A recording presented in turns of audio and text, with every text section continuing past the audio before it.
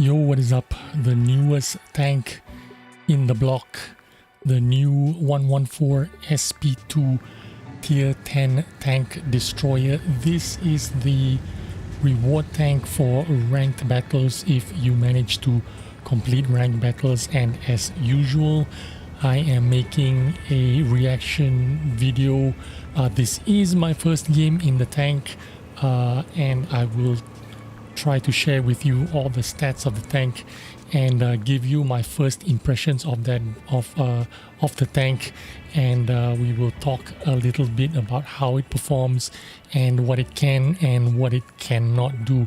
Now obviously, even though this is my first game in the tank, I did not go into this game completely blind.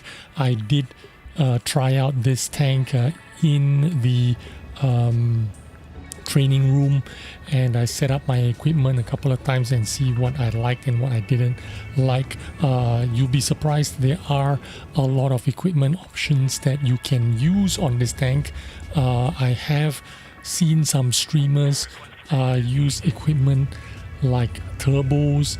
I've seen even grouses are kind of being pushed by some really good players, and they swear by it because the grouses actually help reduce the ground resistances of this tank. So there's a myriad of ways you can set up your tank with equipment.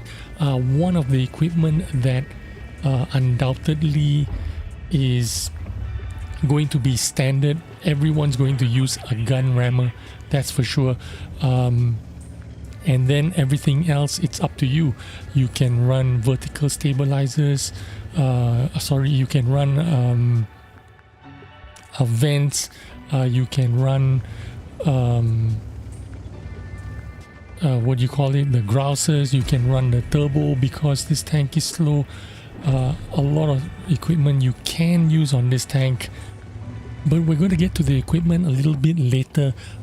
Firstly, we're going to talk a little bit about what the stats of this tank is, what it can, what it cannot do, and then we'll talk a little bit about the equipment. First of all, of course, this is a reward tank. It is not a premium tank, so you don't earn extra credits on this tank. You do earn extra combat XP and stuff like that, but this tank is a reward tank. You got to complete ranked battles in order to earn this tank. This is a tank destroyer. You have 2000 hit points, 45 kilometers an hour forward speed, 18 kilometers an hour going backwards. I have not been able to touch 45 kilometers an hour forward speed because this tank is got really poor power to weight ratio. Well, it's not really poor, it is kind of average power to weight ratio, but I think maybe this tank is heavy, big or whatever. You never reach that 45 kilometers an hour.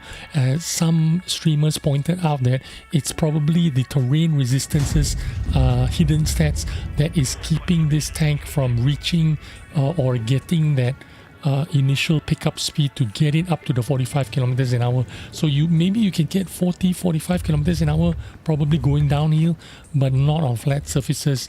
You'd be lucky if you can get close to 40 kilometers an hour, even if you are running a turbo. So that's why a lot of players are running turbo. Turbo is very popular equipment, but some players have found that grouses work well as well, because grouses also, because it reduces your terrain resistances, it helps you a little bit in that agility part of that,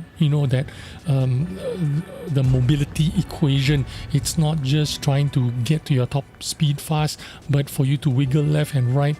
It helps you a little bit about that as well. So let's talk a little bit about the power to weight ratio. 15.56. Again, it is not the greatest, but it is not that terrible. I mean, it is not annoying. The traverse speed of the hull, 31.29. quite funnily enough, 31.29 is the exact same turret rotation, hull rotation speed of the Scorpion G, which is what this tank reminds me of. It reminds me of a tier 8 Scorpion G, except this is a tier 10. It is a slightly slower Scorpion G because Scorpion G has much higher power to weight ratio, so it can get to very quickly to its top speed. So that's the only difference I feel, the Scorpion G and this tank, the 114. The gun works almost exactly the same way as a Scorpion G. Now if you're seeing me miss a lot of shots here and not doing very well in terms of accuracy, let me be clear with you. I do not have Chinese tank destroyer crew, so I am running actually a 1.7 skill crew. I just use a bunch of crew books, as many as I got, to train up the crew that I had. So it's got 1.7 skills, not very trained skill. So a lot of times you're going to see me miss a lot of shots, a lot of the gun kind of derpy if you don't have the crew skills.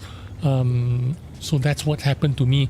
I assure you, if you do have 3.5, 4 or 5 skill crew, this gun is absolutely amazing. This tank is actually 100% gun. It is gun on tracks. In terms of armor, you can see the armor for yourself. Any tank can penetrate the 114 SP2. It has 75 armor, hull armor in the front, the turret armor 135 frontally. I think even tier 7 tanks can penetrate the 114. So this tank has absolutely no armor. So you can play traditionally as a sniping TD from the back, or as a support heavy. You can play with heavies, but you cannot be the frontline tanks. You have to be the second layer. You have to be the support vehicle. Find opportunities when your enemies are reloading, then you shoot them. You can follow your heavy tanks into battle, but you cannot be in front of the heavy tanks. You cannot be next to the heavy tanks. You have to use your own heavy tanks as a shield to play behind them, and then you support them with your huge alpha gun, because this gun does 650 damage. Now if you look at the reload time, 13.81 seconds reload time with all the skills. You can get it down to about 11 seconds reload time, which is pretty good.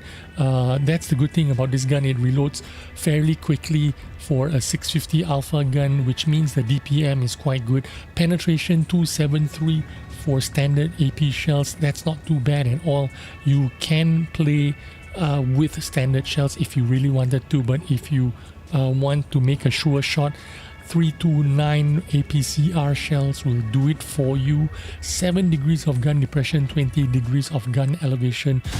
You've only seen me do a little bit of damage, and I have no way to progress down south on this map, so I decided to switch positions. Now this is not a tank that you can really flank or switch positions with. You actually have to go to one position and then stay there and fight all your way there. Now because this game has been prolonged, this game has been, you know, this is like the extended remix version.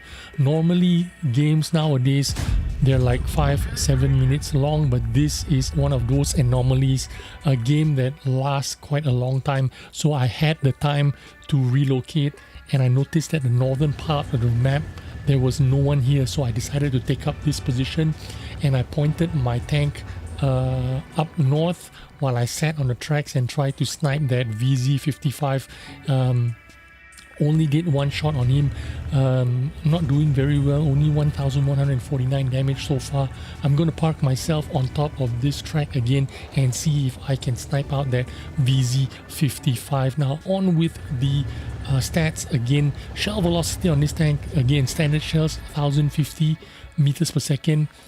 APCR 1250 meters per second, again not the greatest but not bad at all. Playable, workable. Aim time 1.9 seconds, really good aim time. Dispersion 0.33, this is really good dispersion, because if you have food and if you run BIA, this is already 0.29 dispersion. That is absolutely amazing. If you decide to run improved aiming, which I am doing here now, I get it down to 0.26 dispersion. It is absolutely amazing dispersion. The moving dispersion, however, is not that great. 0.19. It is playable, but not that great. 0.19 is not that great. But compared to a Scorpion can't shoot on the move at all, 0.25, right?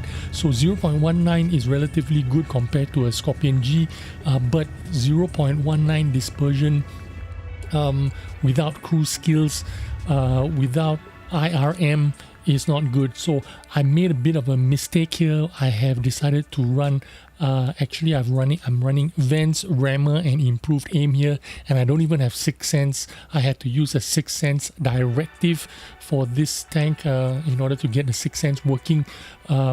So I'm at a little bit of a disadvantage because the accuracy is already very good in this tank, 0.33. I could have forego using that improved aim, bounty improved aim. In fact, I use bounty improved aim. I could have not used the bounty improved aim and just run an IRM instead, which would have reduced my moving dispersions. Instead of 0.19, maybe I could have got it down to 0.15 or something like that, which would have made